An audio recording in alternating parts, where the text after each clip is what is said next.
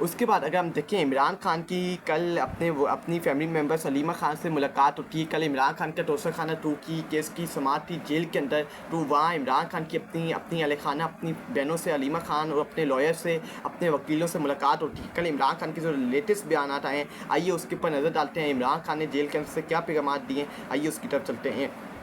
وہ سابق وزیر اعظم عمران خان کا عدلیہ جیل سے وکلا کے ذریعے پیغام. میرے اور برسا بی بی پر جیل میں جو ذہنی اٹیک ہو رہا ہے وہ عاصم منیر کروا رہا ہے. اس کی وجہ سے بھی یہ ہے کہ ہم جھک جائیں ٹوٹ جائیں. عاصم منیر کو پیغام دینا چاہتا ہوں کہ ہم لا الہ الا اللہ محمد رسول اللہ کے ماننے والے ہیں. ہم نے ایڈ کیا ہے کہ ہم جب تک زندہ ہیں میں یزیدیت اور فرونیت کے سامنے سر نہیں جھکاؤں گا نہ تو جھکائیں گے, کیونکہ ہم اللہ کے سوا کسی بھی انسان کے آگے جھکنے کو شرک مانتے ہیں. یہ عمران خان نے بات کی ہے کہ عاصم منیر کو پیغام بھیجا ہے کہ ہمارے اوپر جو ظلم و زبر ہو رہا ہے, میرے اوپر اور میری بیگم برسا بی بی کے اوپر جو جیل کے اندر ظلم و زبر ہو رہا ہے, یہ سب کچھ عاصم منیر کروا رہا ہے. اور عاصم منیر اپنے آپ کو بڑا ثابت کرنے کے لیے یہ ہمارے اوپر کریک ڈاؤن ظلم و زبر کر رہا ہے. لیکن عمران خان نے کہا کہ عاصم منیر کو پیغام دینا چاہتا ہوں کہ ہم لا الہ الا اللہ محمد رسول اللہ کو ماننے والے ہیں. اور ہم نے یہ ایڈ کی ہے کہ جب تک ہم زندہ ہیں, جب تک اللہ نے ہمیں زندگی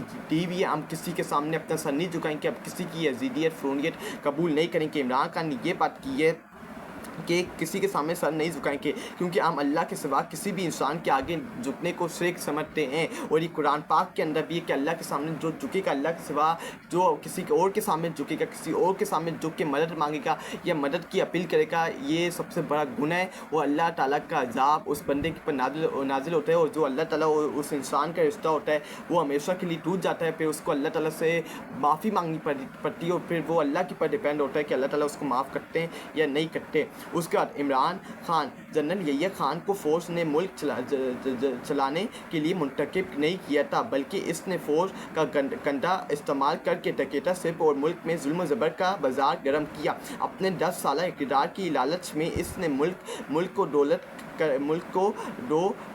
کر دیا. آج عاصم منیر بھی اس طرز پر فورس کا کنڈا استعمال کر کے ملک میں لاقانونیات اور فسادیت کا ماحول بنائے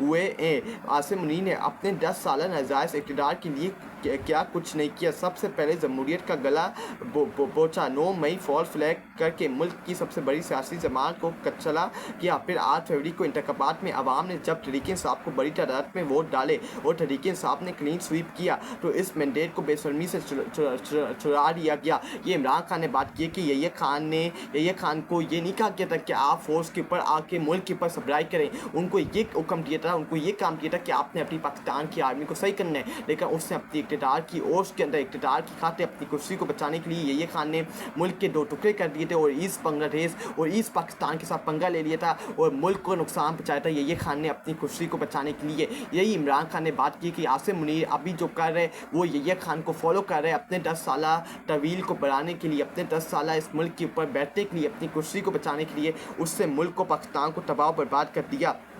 اس نے یہ سب کچھ کرنے کے لیے جمہوریت کا قتل عام کیا, جمہوریت کا گلا گھونپا, 9 مئی جیسا فالس فلیگ آپریشن کروایا, ملک کی سب سے بڑی سیاسی جماعت کو کچلا کیا. پھر 8 فروری کو انتخابات میں عوام نے جب تحریک انصاف کو بڑی تعداد میں ووٹ ڈالے اور تحریک انصاف نے کلین سویپ کیا تو اس کا مینڈیٹ بے شرمی کے طور پر اس سے چین کے ان وقت کی یزیدوں فونوں کے حوالے کر دیا اور ملک کا مینڈیٹ, عوام کا مینڈیٹ چوری کر کے اس ملک کو پاکستان کو تباہی کے تانے پہ لا کے کھڑا کر دیا. یہ عمران خان نے بات کی ہے. اس کے بعد ہم دیکھیں عمران خان عوام کا مینڈیٹ چرا کر سزا یافتہ لوگوں کو اقتدار دے دیا گیا ہے. اس کے بعد عدلیہ کو محفوظ کیا گیا ہے. 2016 ترمیم کے ذریعے جج کے ہاتھ پاؤں باندھ دیے گئے ہیں. عدلیہ کو سرکاری ادارے میں تبدیل کر دیا گیا ہے. تیسرے نمبر پر میڈیا کی آزادی پر قدم لگا دی گئی ہے اور آزاد میڈیا کا تصور پاکستان سے ختم ہو چکا ہے.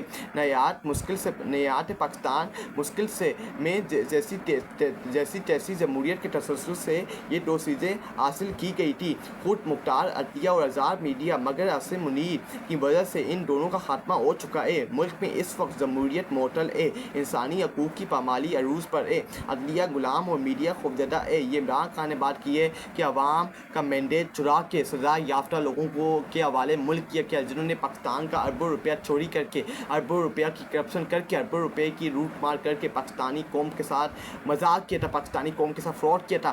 آپ نے ان کے حوالے مینڈیٹ چوری کر کے آپ نے ان کے حوالے ملک حوالے کر دیا. تو یہ ملک سے سب سے بڑی غداری ہے, یہ ملک سے سب سے بڑی دشمنی ہے. عدلیہ کو سرکاری ادارے میں تبدیل کر دیا گیا ہے. تیسرے نمبر پر میڈیا پر آزادی کا قدم لگا دی گئی ہے. میڈیا پہلے آزاد ہوتا تھا, ہماری عدلیہ پہلے آزاد ہو گئی تھی, لیکن اب اس کو میڈیا بڑی مشکل سے ہماری میڈیا اور ہماری عدلیہ آزاد ہو رہی تھی, لیکن اس کا گلا گھونپ کے اس کو مفروض کر دیا گیا اور تباہ و برباد کر دیا گیا ہے. 26ویں آئین ترمیم کروا کے یہ سب کچھ کیا کہ دو چیزیں حاصل کی گئی ہیں, خود مختار عدلیہ اور آزاد میڈیا. مگر عاصم منیر کی وجہ سے ان دونوں کا خاتمہ ہو چکا ہے. ملک میں اس وقت جمہوریت معطل ہے. اس وقت ملک کے اندر کوئی جمہوریت نہیں ہے.